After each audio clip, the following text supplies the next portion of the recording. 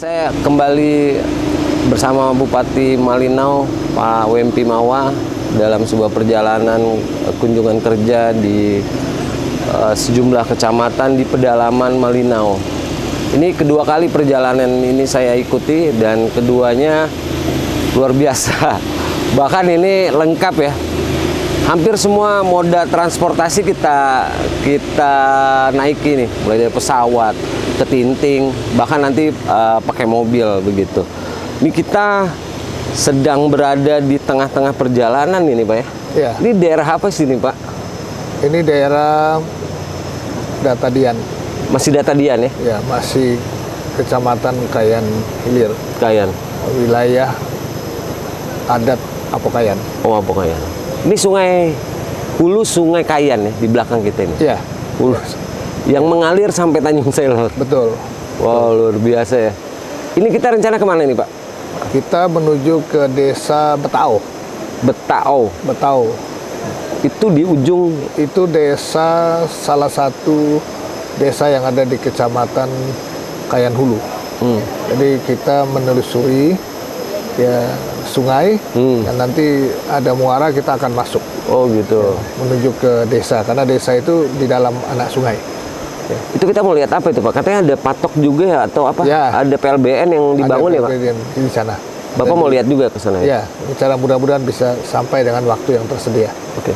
Pak, ini kan jedanya nggak sampai 2 minggu ya, 10 hari itu dari kunjungan yang pertama kita ke Pujungan, Baho Hulu. Ini disambung lagi nih Ya. dengan kunjungan di 4 atau 5 kecamatan. Ya. Ini tujuannya apa, Pak? Ya, memastikan dalam 1 tahun masa bakti saya, ya semua kecamatan dan beberapa desa telah saya datangi. Ya. Memastikan bahwa kunjungan terdahulu yang tertunda karena pandemi COVID, ya itu tetap ya kita lakukan. Ya karena kesiapan, semangat, euforia masyarakat sangat luar biasa. Benar. Ya. Ya ini jumlahnya nggak banyak, Ya. tim Bapak, tapi yang spesial ini ada Ibu Ketua DPRD juga ikut. Ya. Nah, ini gimana nih Pak? Ini memang agendanya bersamaan atau biar segera dieksekusi gitu oleh DPRD? Saya selalu mengajak ya dalam setiap perjalanan saya selalu mengajak Bapak Ibu anggota DPR ya, dalam setiap kegiatan. Secara khusus pada saat ini Ibu Ketua ya bersedia ikut. Ya, dalam kegiatan di daerah Apokayan. Nah, sehingga ya aspirasi masyarakat ya kita bisa verifikasi bersama-sama. Ya, jadi kalau nanti dilakukan diskusi prioritas mana yang ya, yang menjadi skala prioritas, kita punya pemahaman yang sama. Nyambung ya, jadi nyambung ya. Karena kan persoalan yang mau kita selesaikan sama juga gitu. Rakyat yang sama, masalah sama, daerah yang sama. Betul. Ya. Nah, hanya kan kewenangan yang berbeda. Ya. Nah, kewenangan yang berbeda inilah yang harus kita satukan. Ya, sehingga diskusinya semakin ya, cepat dan kecepatan yang kita ambil pasti berdampak kepada masyarakat itu sendiri. Jadi lebih cepat mengambil keputusan, lebih positif begitu ya, karena tujuannya kan sama. Ya, memahami persoalan dengan menggunakan kewenangan yang berbeda. Kewenangan, wah ini pembangunan bisa akselerasinya lebih cepat dong Pak ya, kalau connect nih antara kebutuhan masyarakat yang yang menjadi tanggung jawab eksekutif itu langsung disetujui oleh DPRD. Ini kan luar biasa nih, Pak. Iya, saya mengajak perjalanan ini ya memang untuk menyelesaikan masalah, karena memang bukan untuk menciptakan masalah. Karena kan menyelesaikan masalah itu dengan pemahaman, dengan kacamata yang sama. Betul. Iya. Tapi juga di perjalanan hari ini banyak juga kepala dinas Bapak bawa nih. Oh iya. Ya, kepala dinas yang ikut adalah kepala dinas yang terkait ya, Pak. Ya, sehingga secara teknis ya mereka selain memang menguasai ya, tupoksinya, mereka juga bisa langsung memberi penjelasan kepada masyarakat, kepada aparat yang ada di kecamatan dan desa, bagaimana nanti ya mempermudah ya mereka dalam melakukan pekerjaan, karena kan rentan jarak, betul, biaya untuk sebuah moda transportasi kan tidak mudah. termasuk waktu bertemu dengan jarak yang ya cukup jauh. Nah, dengan kedatangan begini, kepala dinas juga memahami persoalan di lapangan, persoalan gitu. lapangan. Jadi ya, tidak berteori saja gitu. Tidak menunggu di kantor saja, langsung melihat ya, di lapangan. setelah perjalanan begini, ya apa yang kita kerjakan? Oke. Apa yang kita pekerjakan? Oh, OPD ini. Jadi OPD ini tidak menjadi ego sentra Oke, ya. oke, Jadi oke. saya yang paling ini, tapi OPD ini harus kita dukung. Oke. Di sini pendidikan yang harus prioritas. Oh, di sini kesehatan yang harus diprioritas. Oh, di sini ekonomi yang harus diprioritas. Jadi pemetaan persoalannya dengan bersama-sama begini bisa. Sehingga perencanaan anggaran pun tepat sasaran ya, Pak. Ya, Sesuai dengan kebutuhan yang ada di desa maupun di kecamatan itu. Ya. Sehingga tidak ada proyek mubazir dan lain sebagainya, Pak. Ya. Iya, Pak. Ini hampir setiap desa yang Bapak datang ini kan fokusnya melihat infrastruktur pendidikan, misalnya ketemu dengan siswa guru, terus melihat juga standar kesehatan, misalnya. Bapak datang ke puskesmas pembantu. Ini memang yang menjadi prioritas, Pak, selama ya nanti Bapak menjabat bupati. Iya, kan ada tiga hal yang menjadi prioritas. Tadi dua sudah disebutkan. Yang berikut adalah ekonomi. Kita ini kan kaya dengan sumber daya alam. Ya. Nah, bayangkan di daerah ini ya, kita duduk saja, ya, kalau mau pancing kita mancing, kita dapat ikan. Udah dapat uang tuh ya. Kalau di sana di kota kita ke pasar kita harus membawa uang. Ya. Nah, jadi ada keunggulan-keunggulan yang memang mereka bisa kelola dengan baik. Mereka punya potensi madu, ya. Mereka punya potensi ikan, bahkan hutan yang luar biasa. Nah, ini kekayaan yang mereka jaga selama ini, dan mereka bisa sejahtera dengan apa yang ada. Tetapi ada memang hal-hal yang menjadi tugas dari pemerintah itu sendiri. Ya, tugas pemerintah kan mencerdaskan anak bangsa, memberikan jaminan kesehatan bagi mereka, meningkatkan kesejahteraan mereka. Nah, inilah yang saya kerjakan. Saya memfasilitasi bagaimana kesehatan itu hadir. Ya, bukan bentuk bangunannya semata, tetapi pelayanannya. Ya, mengedukasi masyarakat agar hidup sehat. Ya, bagaimana mereka melakukan pencegahan, bagaimana mereka mencari pengobatan. Nah ini, jika mereka melakukan pengobatan, fasilitas pengobatannya ya harus tersedia mulai dari dokter dan seterusnya. Nah, itu yang menjadi fokus saya. Dan kedua, bicara SDM, karena SDM ini kunci untuk mencapai segalanya.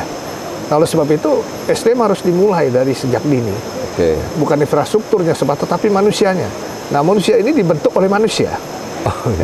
Nah, oleh sebab itu manusia yang membentuk ini saya pastikan berada di semua lini-lini pendidikan itu sendiri. Nah, oleh sebab itu kepala BKD, kepegawaian pun ikut. Saya perlu tahu berapa pegawai di sini. Apa yang menjadi hambatan kita di sini, ya? Apa masalahnya? Karena kan masing-masing OPD punya tupoksi. Apakah ya, aparat yang sudah ditempatkan di daerah ini ya memiliki satu motivasi yang sama? Nah, jika belum, ya mari kita satukan. Mengapa kita berada di sini? Para guru mengapa ada di daerah pedalaman perbatasan? Apa yang harus Anda lakukan? Iya, Pak. Di Desa Data Baru, saya melihat langsung Bapak pada saat di puskesmas pembantu, Pustu, Bapak merobek satu papan pengumuman yang berisi pungutan. Jumlahnya nggak seberapa, Pak, Rp3.000 bagi masyarakat yang berobat tidak terdaftar sebagai anggota BPJS. Itu kelihatan banget tuh Bapak kesal gitu dengan pengumuman itu, Pak. Kenapa sih, Pak? Iya, kan pemerintah sudah memberi jaminan. Nah, saya tidak mendapat informasi, makanya saya tanya pada saat itu, ini apa tulisan yang ada di sini? Itu kalau masyarakat yang tidak punya BPJS dan kebetulan bukan masyarakat setempat ya, untuk berobat. Ya, saya pikirkan, saya tanya, ada nggak masyarakat di luar? Katanya tidak ada. Ya sudah, jangan buat tulisan-tulisan yang begini, nanti menarasikan seolah-olah ada pungutan. Ya, nah, oleh sebab itu saya katakan ya, tidak boleh. Ya. Dan kedua, pada saat saya datang ke tempat itu, saya tidak melihat ada petugas ya, Pak? Ada petugas ya dan kelihatannya ya, tempat itu tidak terawat Tidak terawat dengan baik. Oleh sebab itu kan ada tulisan-tulisan seperti itu, ya sudah ya, agar menunjukkan keindahan ya harusnya kan dibuat baik lah tulisan itu. Jangan dibuat ya sesukanya seolah-olah ya kita tidak bisa menata. Ya buatlah tulisan itu ada tempat yang tepat ya. Ya jangan ditempel di tempat-tempat yang seperti tempat umum gitu ya, terbuka jadi, pas mau masuk ada pengumuman. Harus dibuat ya tempat yang lebih baik ya, dibuatlah, ditata dengan baik. Itu maksud saya. Jadi bukan sekedar begitu ya. Kalau begitu kan orang bisa saja nulis di mana saja, kan kita tidak menunjukkan juga contoh yang baik ya. Ditambah 03 dipoto jadi heboh lagi. Iya, ya. Itu kan tinggal komunikasi aja sebenarnya. Perlu komunikasi saja. Ya ini ada biayanya dan lain sebagainya. Ya sepanjang ya biaya itu kan saya berharap tidak ada pungutan apapun kepada masyarakat ya. Ya agar masyarakat betul-betul terlayani dengan baik ya. Ya, Pak, ini sebagian besar desa-desa yang kita datangi kendala utamanya adalah masalah komunikasi, Pak. Iya. Jaringan internet yang belum masuk di desa-desa. Ada beberapa masuk, tapi di daerah yang lain, di desa yang lain terjadi blank spot dan lain sebagainya. Ini juga keluhan-keluhan yang selalu disampaikan sama masyarakat pada saat misalnya ramah tamah dan lain sebagainya. Kepala desa juga meminta untuk segera dilengkapi lah fasilitas. Ini kan masalah penting, Pak. Menurut Bapak apa sih rencana yang ada di kepala Bapak untuk bagaimana cara menyelesaikan persoalan ini? Ya, memang kita sedang berlomba ya untuk menyelesaikan black spot di beberapa tempat yang ada di daerah kita. Nah, tetapi teknologi ini kan, alat komunikasi ini banyak ya. Jika misalnya di dalam desa, saya lebih mendorong agar desa-desa bisa ya, bersama dengan ketua RT belilah alat radio. HT misalnya kan, itu sesuatu yang mudah. Misalnya kita bertemu begini, jadi di data Dian itu seperti itu. Kita datang, ya kita bisa dapat informasi. Bahkan pemerintahnya bisa memberi informasi seperti radio. Ya, jadi HT-nya bisa standby. Ya, kita bisa dengar informasi apa saja yang dilakukan hari ini di dalam desa. Ya, mereka berada dalam rumah dan mereka bisa mendapat informasi. Ya, itu kan pola-pola biaya rendah juga. Nah, terus yang kedua, akses internet memang ya, perlu penyempurnaan ya, perlu tingkat kapasitasnya juga lebih ditambah ya. Nah, jadi memang ini juga menjadi persoalan bagi kita. Ya, persoalan bagi kita karena kewenangan Telkomsel ini kan menjadi kewenangan pemerintah ya. Pusat juga ya, BUMN ya. Ada beberapa seperti bakti dan segalanya ya. Jadi kita sudah sampaikan dan memang pemerintah pusat ya, daerah sedang berusaha untuk menyelesaikan titik-titik black spot ini. Memang kendalanya ketika ada trouble, ada masalah, nah maintenance-nya kan. Maintenance-nya karena lokasinya jauh. Ya. Terus ya segalanya biaya banyak problem ya. Ada yang gensetnya rusak katanya, pakai tenaga surya tidak ngangkat dan sebagainya. Dan ditambah dengan jumlah penduduknya kan di desa itu jaraknya jauh-jauh ya. Tapi kalau kita bicara tentang menyelesaikan persoalan, mereka sebagai anak bangsa juga, mereka adalah bagian dari kita ya. Maka ya apapun ya, biaya atau seperti apapun biaya yang diperlukan, ya, kesulitan yang diperlukan harus kita selesaikan. Harus diselesaikan. Ya. Selama itu memang betul-betul dibutuhkan dan untuk kepentingan masyarakat. Pak, ini terakhir Pak. Ini sebenarnya ada cerita. Kalau saya sempat nulis kemarin, dramatik lah gitu. Ini bumbu-bumbu lah dalam perjalanan. Ternyata niat baik itu juga resikonya juga nyawa. Perjalanan dari Sungai Boh ke Data Dian pakai pesawat. Ternyata pesawatnya harus menghadapi perubahan cuaca yang cukup menakutkan gitu. Ini pengalaman juga nih Pak. Ceritain dong Pak, biar orang juga tahu gitu loh. Ya kalau bicara hidup itu kan ya penuh risiko. Ya ada di tangan Yang Maha Kuasa. kita tidak pernah tahu kita berakhir di mana. Nah, tetapi semuanya ada jalan. Ada jalan. Ada jalan. Nah, saya punya cerita yang menarik ya. Kalau diceritakan menarik ya. Ya karena itu cuaca sangat baik. Ya. Iya. Di Data Dian itu dia di atas bukit. Ya. Daerahnya sulit. Jadi kalau take off pesawat ya menuju ke bandara ini memang Harus berputar ya Pak? berputar ya. Mutarin bukit ya? Ya, karena dia harus menurun Iya betul. ke gunung, dan pada saat pesawat sedang menuju ke landasan ada perubahan angin. Oke. Ada perubahan angin yang begitu kencang, nah sehingga pilot mengambil keputusan ya untuk tidak mendaratkan pesawat. Go round namanya, terbang lagi. Terbang lagi ya. Nah, tapi pada saat terbang itu kondisi beliau ya pilot mengambil posisi itu masih dalam jarak yang masih aman lah ya. Ini landing yang pertama nih Pak ya? Pertama ya. Putar lagi. Putar lagi ya. Oke. Sudah turun ke dekat landasan. Karena kan lewat bawah gunung, begitu keluar dari gunung lewat sungai ya? Sungai, itu Goyang. pesawat goyang. Nah, pilot mengambil keputusan untuk tidak melakukan landing. Nah, selanjutnya dia kembali, coba berputar lagi. Itu belum terlalu tegang lah itu Pak ya? Belum. Pilot katakan aman. Dia kasih kode, saya bilang oke. Oke. Nah, pesawat lakukan lagi. Coba lagi. Putar lagi sekali. Putar lagi. Nah, pada saat muter itu ternyata kondisi angin semakin kencang. Ya, jadi beliau begitu mengarah ke ini runway. Ya, runway. Saya melihatnya, wah ini pesawat sudah tidak di landasan. Bergeser karena sudah ditimpa bergeser. Jadi tadinya rata begini, dia sudah di luar landasan kan. Iya. Pilot langsung ya membelokkan pesawat dalam ekstrim katanya, beloknya sempat patah gitu, belok patah tuh ya. Ya, jadi saya sudah setengah badan. Setengah badan dalam pesawat itu saya bilang ya Tuhan. Mulai tegang, ini mulai tegang. Sudah pasti secara manusia ya. Saya sudah katakan ya Tuhan, ya segala sesuatu ada di tanganmu.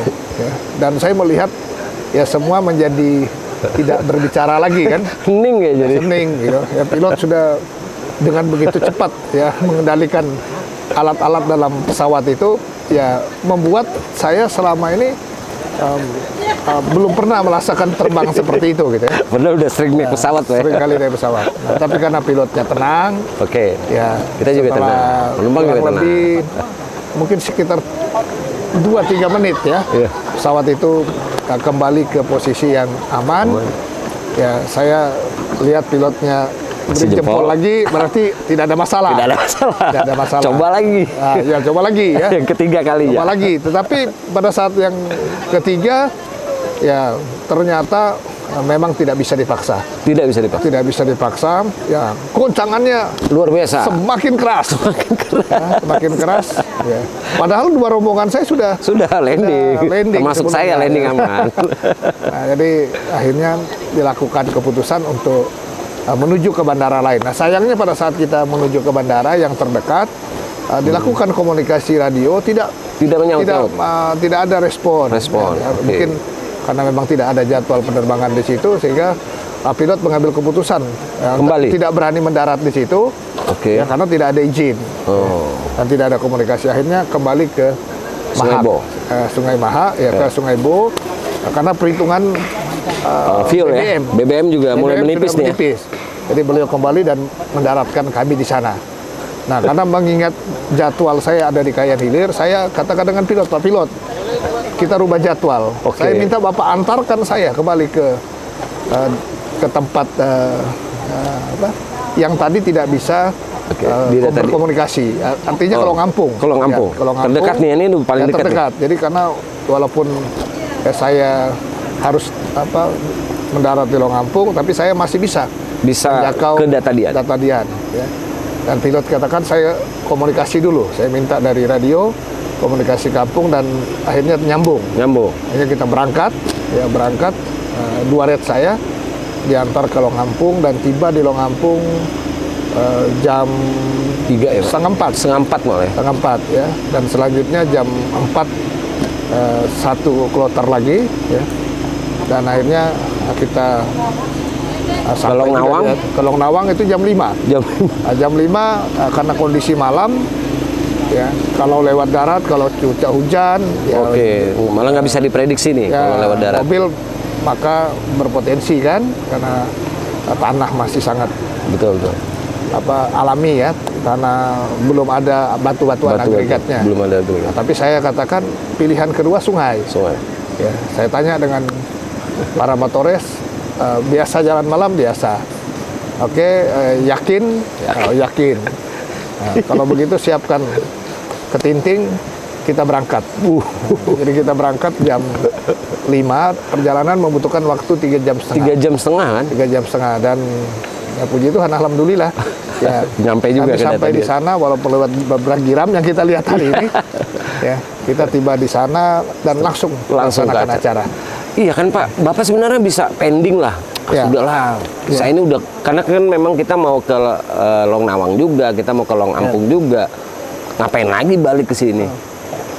Hari ya bicara resiko, udah malam lewat sungai juga kan sama bahayanya dengan pesawat tadi itu Pak. Ya. Tapi Bapak tetap ingin ketemu dengan masyarakat Batadian yang sudah Karena menunggu niat, lama loh Pak, dari ya. pagi katanya. Ya, karena niat, karena semua mereka yang menunggu pasti berdoa. Oh iya. Ya, mereka sudah pasti berdoa, dan saya juga berdoa, ya, agar perjalanan ini dimudahkan sampai ke tujuan. Dan niat itulah yang melandasi komitmen saya dan bisa sampai di sana. Bisa sampai akhirnya. Ya, karena ada satu kesatuan hati, kan. Satu kesatuan hati kita untuk satu tujuan yang mulia tadi. Nah, oleh sebab itu saya tidak khawatir. Ya, saya bergeser terbang dari Batadian menuju ke Long Ampung, ada hikmahnya.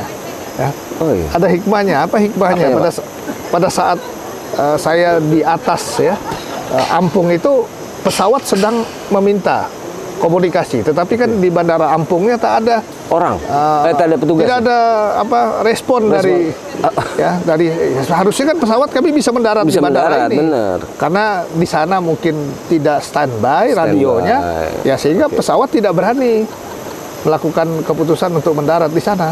Ini akan dievaluasi. Oh iya, saya pasti akan menyampaikan kepada kepala bandara.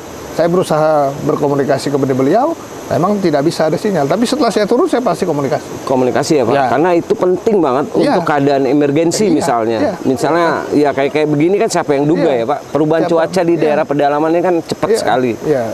Mengapa itu tidak aktif? Harusnya kan pada saat kita mendarat di sana, ya semua ya ada. Dan saya melihat Long Ampung ini kan sebuah fasilitas bandara yang Bandara sudah yang lebih maju ya dibandingkan maju. daerah yang Nanti lain. Anda lihat. Iya, iya, iya. Nanti Anda lihat pada saat kita mendarat di sana. Ya. Wow, ternyata di setiap peristiwa itu ada hikmahnya Pak ya. Ada hikmahnya. Dan niat baik itu pasti ada bantuan Tuhan lah. Oh iya, pasti. Kita masih di sini hari ini, perjalanan ya masih lumayan panjang. Tapi kalau bicara fisik capek sebenarnya Pak ya. Tapi ini karena demi rakyat, demi masyarakat Bapak, kayaknya saya nggak lihat ada guratan-guratan capek. Kurang tidur aja kali. Oh tidak, karena Bapak istirahat satu hari tidak main bola. Iya, saya tidak main bola kemarin ya. Gantinya jadi 3 jam jalan sungai. Tapi sampai di sana kan saya minum madu lagi. Oh, kembali normal. Energik lagi kan. Madu Batadian katanya paling terkenal. Sudah ya, Pak? nikmati madunya? Belum, Oh, nantilah. belum. Tunggu Sudah di ada tempat. stoknya, kan? Oke. Ya. Oke, Pak. Ya. Ini kita lagi istirahat di sini. Makanan sudah disiapkan sama ibu-ibu nih. Ya, bro, nanti kita akan sambung lagi. Masih banyak cerita-cerita menarik dari perjalanan kunjungan kerja Bupati Malinau, Wakil Bupati Malinau, Ketua DPRD, Ketua PKK, wah, pokoknya lengkap ya, ada Kepala Dinas dan sebagainya. Kita ingin menyaksikan dan melihat apa yang dibutuhkan masyarakat di pedalaman. Dan Bupati punya komitmen, itulah tugas utama beliau untuk memastikan masyarakat pedalaman tetap hidup sejahtera, pendidikannya terjamin, dan lain sebagainya.